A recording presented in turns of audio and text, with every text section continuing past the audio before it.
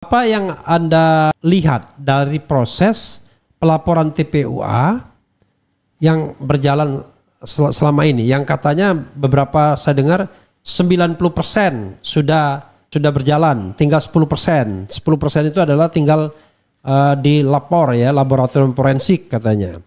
Kemudian polisi sudah bergerak kemana-mana termasuk mencari pembanding ijazah, kemudian ke Solo kemarin itu.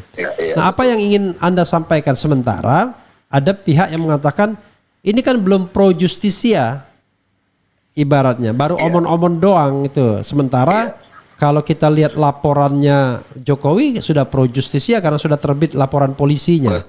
Apa yang ingin Anda sampaikan? Atau Anda yang ingin klarifikasi atau Anda ingin kasih informasi? Ya, seperti kita lihat sebenarnya faktanya ya, memang kalau kita mengkritisi dalam hal ini, kita sebagai pengkritisi pihak rejim lah, katakanlah begitu Bang, maka proses hukum acaranya ya timpang Bang, tidak imbang. Sebagai contoh yang tadi Abang sudah sebut, misalnya ada laporan dari TPUA ya, kami kan melaporkan, ini kan bukan 1 bulan 2 bulan yang lalu saja Bang ya, jadi kira-kira udah setengah tahun yang lalu juga kami sudah laporkan ke pihak, baik itu Polda Metro, baik itu Barreskrim, kami sudah datangi ya, datangi sampai sempat ribut-ribut sampai dengan satpam di pelataran Polda seperti itu ya Bang.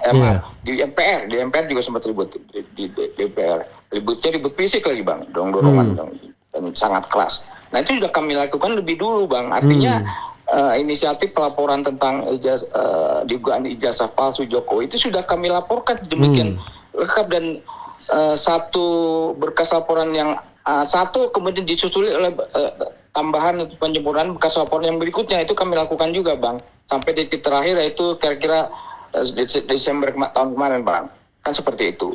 Jadi pihak kami justru menginisiasi lebih dulu Bang daripada pihak Jokowi, begitu, seperti itu. Nah, pihak Jokowi kan baru seminggu terakhir ini Bang, mereka keras Bang, mereka malah melaporkan balik, tapi langsung juga ditanggapi, langsung diproses gitu Bang. Itu ketidakseimbangan yang menurut kami sangat kental, sangat ketara begitu, seperti sangat menyolok gitu Bang. Ya, kalau pihak mereka langsung inisiatif untuk segera memanggil atau memproses Bang, pihak penyidik Bang.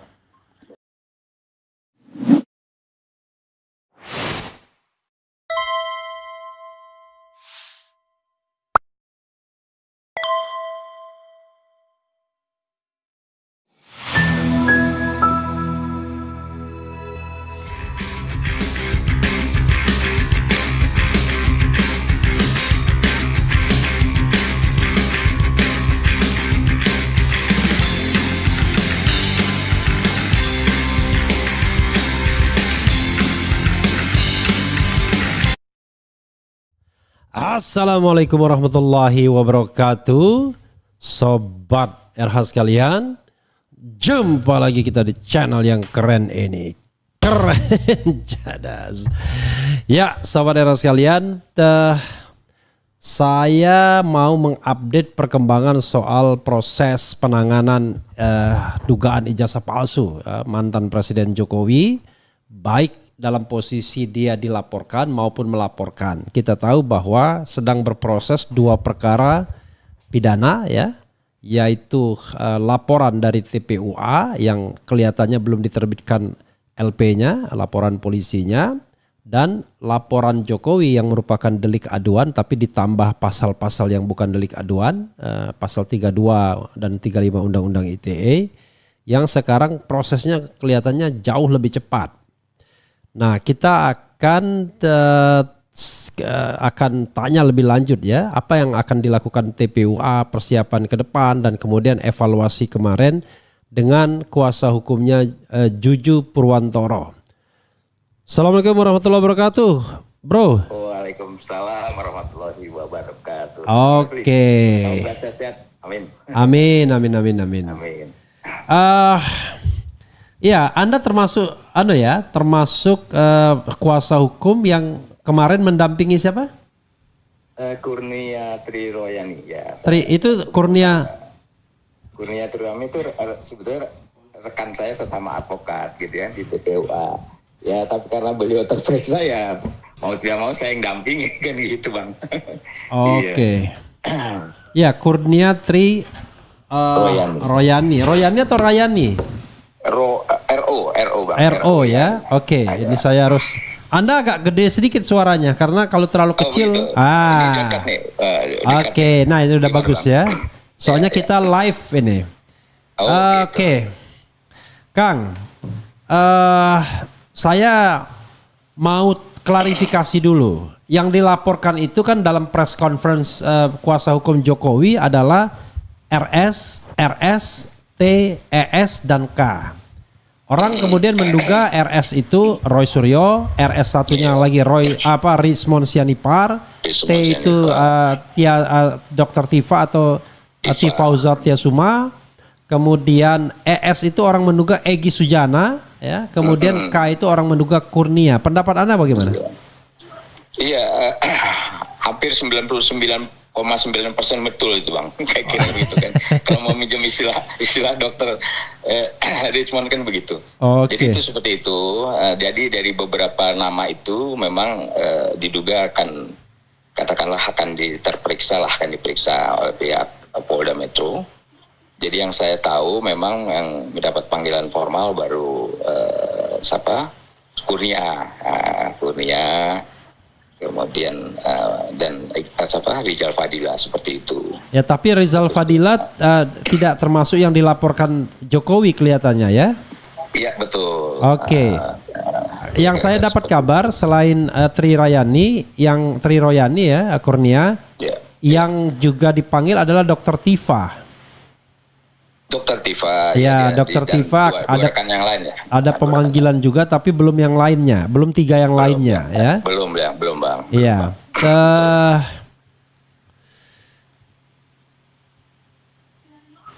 Oke, ya, saya sedang berusaha membuka undangan klarifikasi Dr. Tifa ini yang saya dapatkan ya. Kapan? Yang jelas kalau untuk Kurnia panggilan kapan lagi? Hari Rabu ya? Secara formal panggilan berikutnya kita belum tahu Bang, belum dapat ya informasi berikutnya. Kita belum dapat terus terang. Karena unfortunately itu kemarin tuh Kurnia begitu detik terakhir ya udah penandatanganan pemeriksaan, beliau langsung sakit Bang di hadapan penyidik Bang. Oke. Sakit langsung ya hampir setengah pingsan juga ya, kita amankan di ruang tunggu jadi biar lebih udaranya lebih bebas kira-kira begitu Bang. Kita tuntun kemudian ya diberikan rekan-rekan perempuan Bang. Oke. Pengobatan seperti itu. Tapi yang saya dengar katanya akan dipanggil lagi Rabu secara lisan ya, sudah disampaikan. Oh ya, itu yang belum saya dengar ya, karena kemarin kondisinya beliau sakit ya Bang. Oke. Jadi kita nggak mau ganggu secara formal begitu. Oke, tapi yang jelas belum jelas ya ada apakah akan dipanggil lagi atau tidak ya, begitu ya? Iya, kita belum nanti saya konfirmasi sama beliau. Oke, kalau Dr. Tifa ini ya Kamis 15 Mei 2025 ya pukul 10.00 dipanggilnya. Minggu depan berarti. Minggu depan ya. Oke, kalau Dr. Tifa bukan klien Anda ya, bukan ya?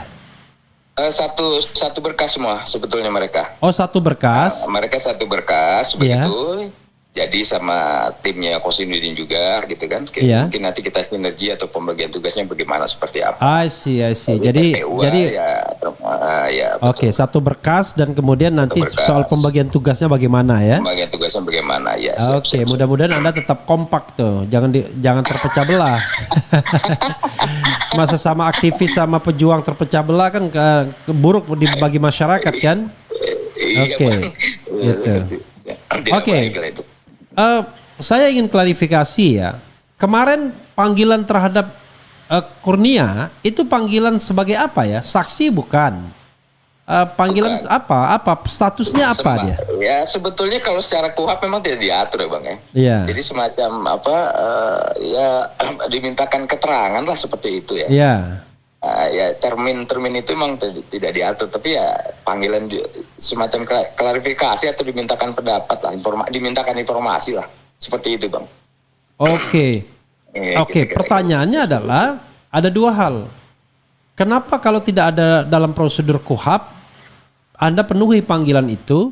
Yang kedua, bukannya Kurnia itu advokat yang membela kasus ini juga, yang mendapatkan kuasa hukum dari kasus ijazah palsu ini.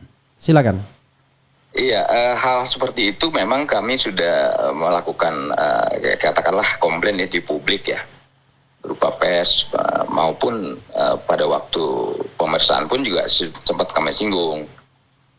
Nah, tapi kita komitmen atau pemeriksa itu komitmen bahwa oke lah, kita paham itu, tapi ibu dimintakan sepanjang keterangan atau informasi terhadap yang ibu ketahui dan ibu lakukan seperti itu. Jadi sifatnya mereka mendesak untuk dimintakan keterangan saja, begitu Pak Refli.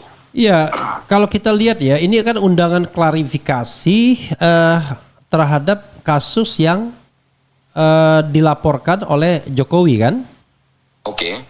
Yang ini kan statusnya. Betul. Betul. Pertanyaannya adalah dia sebagai saksi belum ya? Belum. Nah, kok kenapa ada isu? Saya dengar nih, walau alam ya, mungkin Anda bisa klarifikasi. Ada isu, wah ini bakal ditangkap dia, bakal ditahan. Anda dengar nggak isu itu? Iya dengar. Kita kan terutama saya sudah terbiasa dengan isu-isu seperti itu, Bang. Ya. Artinya kalau keterangan atau permintaan keterangan itu ditujukan kepada ya tanda kutip pihak oposisi begitu seperti itu, kan mereka tampak sekali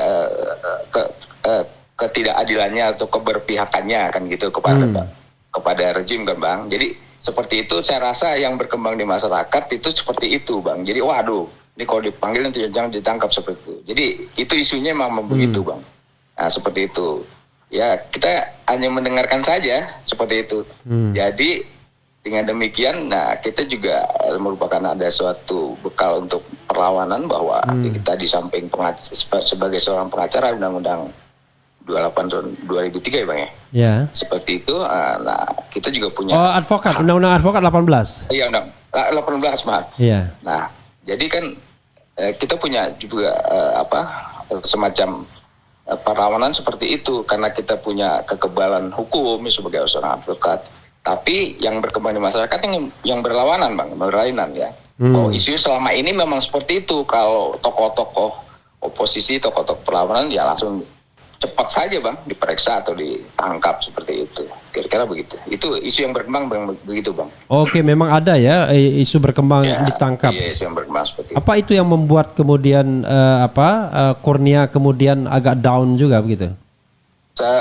Saya pikir wajar lah yang agak down seperti yang Abang bilang itu. Tapi paling tidak kita punya bekal bahwa kita ini di samping yang paling utama adalah kita seorang advokat kan itu 2 orang tuh yang diperiksa Bang. Iya. Kurnia dan Damai Hairubis ya dua-duanya advokat. Jadi kita juga ingin menunjukkan kalau kita menghindarkan nanti kita salah, kita tidak mempunyai alasan untuk melakukan perlawanan seperti itu. Tapi dengan kita hadir itu kita juga ingin menjelaskan pada pihak polisian dan pada pihak publik gitu. Walaupun kita sebagai advokat ya kita akan jelaskan posisi hukum kita itu seperti apa gitu Bang. Ada yang mengatakan kalau seorang advokat yang nggak bisa dipanggil-panggil begitu aja, harusnya dipanggil melalui prosedur yang lebih layak, yaitu melalui organisasi advokatnya. Anda berpikir demikian atau nggak perlu seperti itu? Oh perlu, saya pikir perlu ya. Yeah. Prosedur itu boleh-boleh saja. Ya di samping masing-masing kita kan berbagai organisasi Bang. Mungkin ada yang di Pradi, ada yang di KAI, atau ada yang di Kadin seperti itu ya. Kira-kira seperti itu. Organisasi induknya begitu. Yeah. Nah ini kan panggilannya secara katakanlah ormasnya gitu ya. Kita katakan seperti itu. Ormasnya itu TPUA tadi itu Bang. Oh nah, jadi mereka itu dikumpulkan jadi satu, pokoknya TPUA, tidak peduli apakah dia calon tersangka atau advokat gitu ya? Iya, jadi panggilannya ini kepada memang tim TPUA, di mana kan di situ ada juga yang bukan advokat Bang, Rustam misalnya seperti itu kan. Nah, ada Damai kan gitu. Damai kan advokat. Damai kan advokat, sorry. Sementara ini baru saya lihat ada Rustam kan.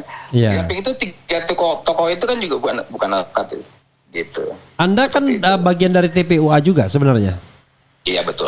Tetapi tidak termasuk yang dipanggil. Saya dari awal sebelum cuma nggak pakai jabatan-jabatan lah. Oh, tapi tidak termasuk yang dipanggil. Ya, ya, kata teman-teman nggak lihat aja, bentar lagi Bang Jiju nih ke dia. Iya, cuma nasib baiknya saya nggak ikut ke Solo, saya bilang gitu. Oke, kebetulan tidak ikut nasib baiknya saya nggak ikut Solo. Oh, gitu. jangan bilang nasib baik kok.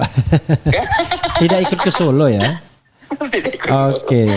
Nah sekarang ya, apa yang Anda akan lakukan ya, TPU akan lakukan? Kelihatannya begini, kalau kita lihat ya.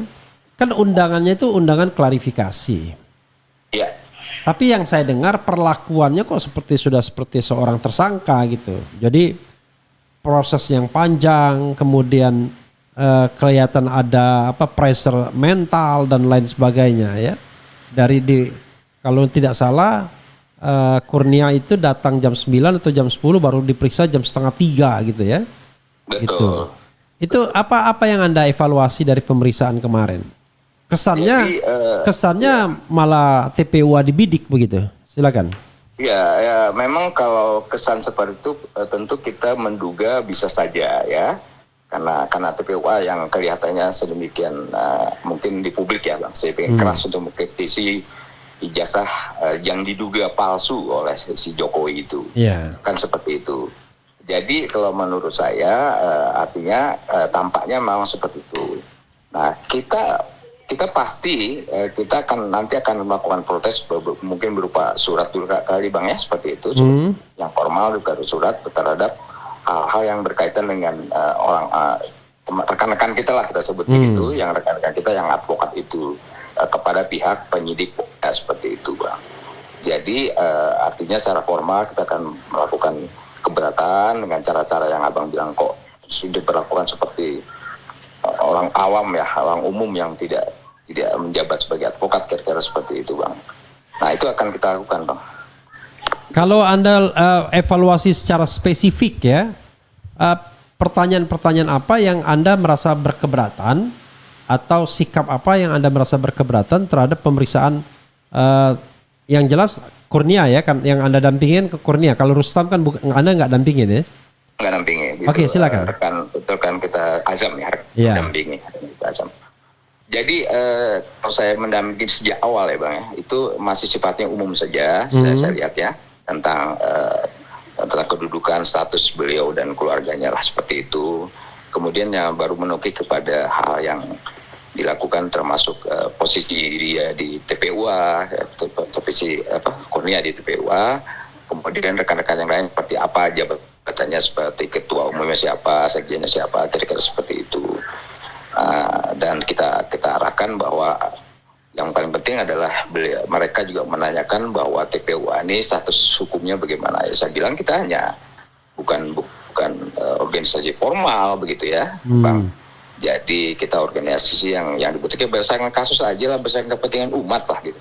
Kalau ada kepentingan umat dan ulama yang memang membutuhkan jasa kita untuk dibela, didampingi dan dibela, ya kita baru terjun, baru kita bentuk. Jadi kita tidak organisasi yang tidak dibentuk secara formal, yang harus mendaftar ke Menkumham, kira-kira seperti itu Bang ya. Dan membuat apa Bang? Perjanjian tuh di antara kita. Anggaran dasar, anggaran berat kita juga nggak ada, kita jelaskan seperti itu. Jadi kita organisasi yang sifatnya cair ya, cair, non formal begitu. Kita jelaskan seperti itu Bang. Sampai di sana Bang, di pendalaman tentang apa itu dan bagaimana itu TPUA dan apa gerakannya TPUA. Karena sebetulnya mereka juga udah tahu kan gerakan kita selama ini seperti itu Bang. Oke. Kurnia sendiri posisinya sebagai apa di TPUA walaupun informal ya? Iya betul, Abang juga tanyakan sekaligus ya. Ya kalau pada saat itu walaupun cuma ngomong doang gitu Bang, ya di antara kita nih Bang, ya Kurnia sebagai bendara ya, atau bendara. Ditanyakan dia, dijelaskan di penyidik itu ya. Ditanya Anda kayak apa ya, bendara gitu. Tapi bendara tidak pegang duit satu rupiah karena duitnya juga nggak ada, kata Kurnia gitu. Iya. Karena duitnya juga nggak ada Pak. Gitu. Jadi main tunjuk-tunjuk aja, nggak ada SK-SK-an kan? Tunjuk aja gitu, pegang kata bendara tapi nggak pegang duit satu rupiah pun. Iya, tapi saya klarifikasi, itu istilahnya presiden, ketua, koordinator atau apa sih? Walaupun informal Ketua umum Egy Sujana. Oh, ketua umum Egy Sujana. Lalu Rizal Fadila? Rizal Fadila salah satu wakil ketua umum. Oh, salah satu wakil ketua umum. Siapa lagi wakil ketua umumnya? itu Damai Lubis disebut aja gitu koordinator untuk advokasi ya. Oke, gitu, koordinator advokasi. Anda sendiri? Kira-kira ya saya sendiri anggota aja. Apa? Anggota advokasi lah. Anggota advokasi ya, karena memang organisasi ini bukan organisasi massa ya, semuanya. Betul. Semuanya bekerja ya. Saya ikut gitu aja. Yang untuk kepentingan dan tujuan PUA ya saya bantu gitu Bang. Ikut. Oke. Nah sekarang saya mau tanya tentang Egy Sujana ya. Anda meyakini ES itu adalah Egy Sujana ya? Betul, saya yakini karena memang saya pernah lihat panggilannya juga. Oke. Nah Egy Sujana ini yang saya dengar sebenarnya sudah dipanggil dalam kasus laporan TPUA. Yang kemudian konon katanya karena Egy sakit digantikan Damai Hari Lubis. Benar begitu ya? Pada panggilannya tanggal 28 April kalau tidak salah. Ya istilah digantikan memang tidak tercantum di situ Bang ya. Tapi memang kebetulan Damai Hari Lubis juga dipanggil. Jadi sekaligus menjelaskan seperti itu. Oke, jadi dua orang dipanggil ya? Iya, memang sedang sakit lah Bang Egy itu. Nah apa yang Anda sorry, ini berarti sakitnya lumayan ya? Lumayan berat Bang. Lumayan berat. Oke. Apa yang saya nggak mau tanya lebih lanjut karena itu pribadi kan? Apa yang Anda lihat dari proses pelaporan TPUA yang berjalan selama ini, yang katanya beberapa saya dengar 90% sudah sudah berjalan, tinggal 10%. 10% itu adalah tinggal dilapor ya, laboratorium forensik katanya. Kemudian polisi sudah bergerak kemana-mana termasuk mencari pembanding ijazah, kemudian ke Solo kemarin itu. Nah apa yang ingin Anda sampaikan? Sementara ada pihak yang mengatakan ini kan belum pro justisia ibaratnya, baru omon-omon doang itu. Sementara kalau kita lihat laporannya Jokowi sudah pro justisia karena sudah terbit laporan polisinya. Apa yang ingin Anda sampaikan? Atau Anda yang ingin klarifikasi atau Anda ingin kasih informasi? Ya seperti kita lihat sebenarnya faktanya ya memang kalau kita mengkritisi dalam hal ini kita sebagai pengkritisi pihak rejim lah katakanlah begitu Bang, maka proses hukum acaranya ya timpang Bang, tidak imbang. Sebagai contoh yang tadi Abang sudah sebut misalnya ada laporan dari TPUA ya, kami kan melaporkan ini kan bukan 1 bulan 2 bulan yang lalu saja Bang ya, jadi kira-kira udah setengah tahun yang lalu juga kami sudah laporkan ke pihak baik itu Polda Metro, baik itu Barreskrim, kami sudah datangi ya, datangi sampai sempat ribut-ribut sampai dengan satpam di pelataran Polda seperti itu ya Bang.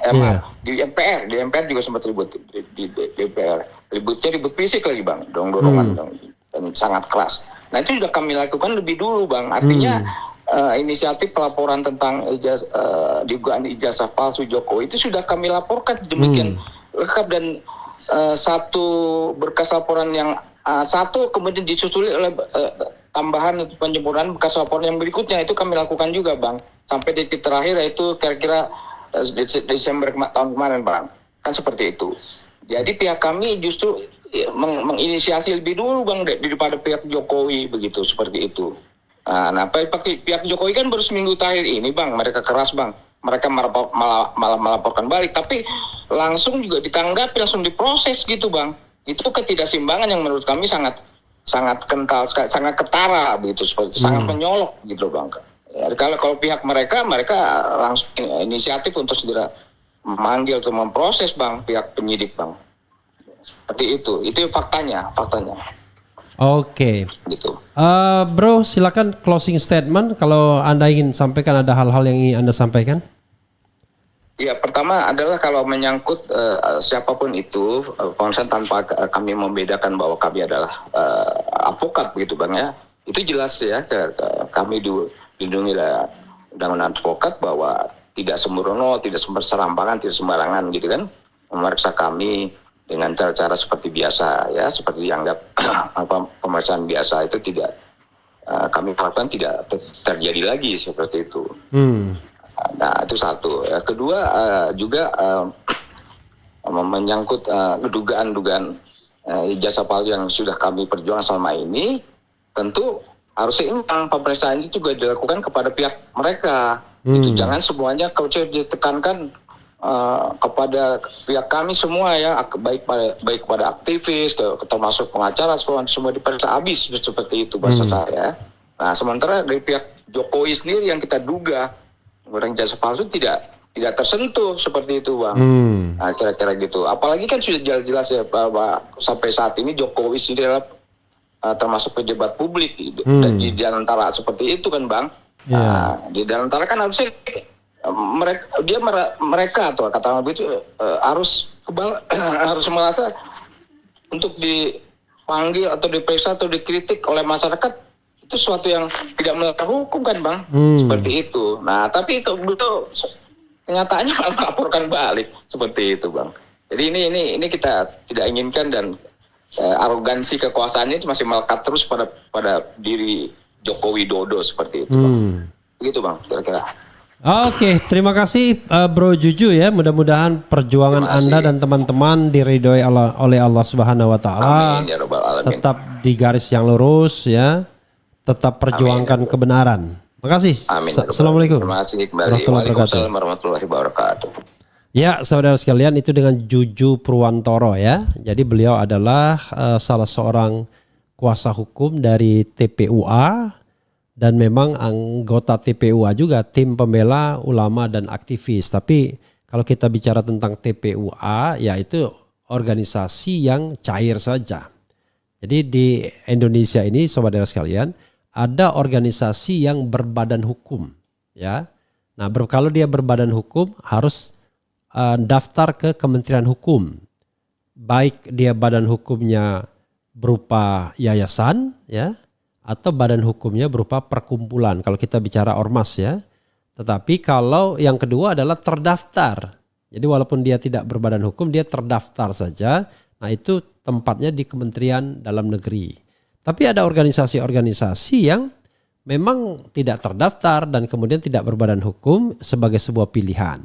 Jadi kalau tidak berbadan hukum dan tidak terdaftar, ya kelemahannya adalah kalau misalnya ada fasilitas dari pemerintah, ya mereka tidak bisa diikutkan karena mereka bukan organisasi yang tercatat. Tidak bisa buka mungkin rekening sendiri, ya hanya rekening orang-orang yang ada di organisasi tersebut. Jadi itu saja bedanya. Makanya waktu dulu ribut-ribut mengenai FPI, Front Pembela Islam, yang SKT-nya, surat keterangan terdaftarnya tidak dikabulkan atau tidak di approve ya oleh Kementerian Dalam Negeri, orang ribut, wah ini jadi organisasi ilegal. Tidak ada organisasi yang ilegal ya. Semua organisasi itu terlindungi dalam pasal atau ayat konstitusi, yaitu kemerdekaan berserikat berkumpul ya. Itu menyampaikan pendapat baik secara lisan dan tulisan itu dijamin ya. Jadi saudara sekalian, mudah-mudahan ya berlaku prinsip equality before the law terhadap apapun dalam kasus ini, terutama dalam kasus ijazah palsu. Jangan sampai kemudian yang diubek-ubek itu TPUA dan para aktivis, sementara Joko Widodonya enak-enakan saja ya. Diperiksa enggak, mediasi juga enggak gitu kan. Dan kemudian ijazahnya juga belum diperiksa secara transparan ya, yang menunjukkan bahwa ini diperiksa secara profesional, transparan dan akuntabel. Karena kalau tidak diperiksa secara transparan, profesional dan akuntabel, maka hasilnya tidak mungkin akan bisa dipercaya. Tidak itu saja, hasil pemeriksaan Puslapfor juga harus bisa recheck oleh ahli-ahli lain seperti yang dikatakan oleh Rismon Sianipar. Begitu ya sobat RH sekalian. Coba kita bacakan komentar sobat RH sekalian terkait dengan hal ini sebelum saya tutup ya. Banyuwangi, assalamualaikum ya. Allah tidak suka pada orang yang munafik, kalau bicara bohong, kalau diamanahi khianat, kalau berjanji dusta, dosa. Jahat betul situasi ini. Kalau Prabowo diam saja, luar biasa ini, rakyat bisa berontak ini dengan sistem proses jahat seperti ini. Ya saya juga tidak habis pikir ya. Ketika belum berkuasa, seseorang itu begitu gemas dengan sistem hukum dan politik yang ada, terutama hukum yang dianggap tebang pilih, berat sebelah dan lain sebagainya. Tetapi ketika sudah menjadi bagian kekuasaan, Bahkan seorang tokoh demokrasi pun itu bisa mengatakan bahwa orang itu harus dihukum. Ya, ini saya frankly speaking, Kodari misalnya mengatakan, halo Kodari, mengatakan, masa orang memfitnah seperti itu nggak dihukum, nggak ditahan, nggak dihukum ya. Saya kira Kodari harus tahu ya, soal ijazah palsu ini ya, itu bukan soal fitnah, tapi soal yang memenjarakan anak bangsa. Bambang Tri dan Gus Nur itu dipenjarakan karena bicara mengenai ijazah palsu, tetapi tidak ada pembuktian bahwa ijazah itu asli. Jadi dengan apa dia kemudian dikatakan menyebarkan berita bohong? Di pengadilan tingkat Mahkamah Agung malah direvisi pasalnya. Harusnya bebas dia. Bukan menyebarkan berita bohong tapi ujaran kebencian. Padahal tidak pernah dibuktikan ijazah aslinya. Mana ijazah aslinya? Sekarang katanya sudah diserahkan ke Bareskrim Mabes Polri. Tapi kan kita menanti apakah ada sebuah uji yang adequate, yang memadai untuk itu. Saya juga heran kalau orang-orang, teman-teman aktivis ya, hobinya ingin memenjarakan orang. Kita kan bisa bicara mengenai yang namanya public accountability. Kalau Anda menjadi pejabat publik, ya maka Anda harus pegang itu akuntabilitas. Makanya saya nggak mau jadi pejabat publik, ya kan? Selain memang tidak ditawari, juga saya berkomitmen kan sampai 2029 saya tidak akan menerima tawaran apapun kalau ditawari. Kalau nggak ditawari juga nggak apa-apa, ya kan? Nah, karena itulah saya katakan kalau Anda memegang jabatan publik ada yang namanya public accountability, akuntabilitas publiknya. Masa enak aja mendapatkan fasilitas negara tetapi tidak mau bertanggung jawab. Apalagi orang tersebut bernama presiden. Sekarang hanya satu saja diminta transparansinya, akuntabilitasnya. Mana ijazah aslinya dan kemudian mana buktinya. Masa memenjarakan orang tanpa ada sebuah pembuktian bahwa dia memiliki ijazah yang asli. Makanya kemudian dalam prosedur hukum harus diselesaikan itu gugatan perdatanya biar kita nggak main pidana-pidanaan dulu. Gugatan perdata dari Dr. M. Taufik yang mempermasalahkan keaslian ijazah SMA dan ijazah S1 mantan Presiden Jokowi. Nah itu diselesaikan dulu. Tapi kan mediasi saja tidak mau hadir Presiden Jokowi. Malah memilih datang ke Jakarta untuk melaporkan pencemaran nama baik dan fitnah. Tetapi menggunakan juga pasal-pasal untuk menangkap. Pasal soal mengoprak-oprak dokumen agar tampak otentik atau menghilangkan dokumen. Kan nggak ada kaitannya dengan pasal itu. Jadi kita harus paham ya konstruksi hukumnya. Makanya perlu belajar hukum. Begitu ya. Tapi kalau kita bicara mengenai subjektivitas memang begitu orang yang berkuasa. Ketika dia di civil society dia sangat menjadi orang yang demokratis. Orang yang berpikir tentang bagaimana negara ini dibangun dengan demokrasi. Tapi begitu berkuasa, dia ingin memenjarakan orang lain. Nauzubillah min zalik. Begitu ya, Bro Kodari ya. Saya suka sekali menyapa Anda, dan Anda juga menyapa saya kan. Jadi kita sama-sama saling mengingatkan ya. Anda berkuasa, ya gunakanlah kekuasaan itu dengan cara baik. Jangan pernah berpikir bahwa Anda mau memenjarakan rakyat Anda. Yang kedua, ada lagi. Yang kedua, kalian ini kadang-kadang pejabat, siapapun, whoever ya, not only Kodari. Kalian ini masih terblok berpikirnya antara kami dan Anda itu pejabat Republik Indonesia. Prabowo itu Presiden Republik Indonesia. Jokowi itu Presiden Republik Indonesia. Bukan presiden kelompok kalian. Jadi kalau misalnya ada anak bangsa yang kritis terhadap kekuasaan, saya kira hal yang biasa saja dalam negara demokrasi. Tetapi kalau Anda menganggap itu kelompok, bahasanya mereka. Jadi mereka itu ada kelompoknya Anies, ada kelompok PDIP. Saya nggak mengatakan Ganjar karena yang determinatif kan sesungguhnya PDIP dan Megawatinya. Kalau begitu kacau kita. Sama seperti purnawirawan jenderal ya. Ada purnawirawan yang pro Prabowo, ada purnawirawan yang bukan pro Prabowo. Kalau pro kontra nggak ada masalah. Tapi kalau Anda menganggap bahwa Presiden Prabowo hanyalah presiden bagi sekelompok orang, sekelompok masyarakat, terutama tim suksesnya seperti Anda, ya Anda secara di alam bawah sadar sudah mengkotak-kotakkan rakyat Indonesia. Tapi kan kita butuh bersatu. Bersatu itu bukan berarti menghilangkan kritik.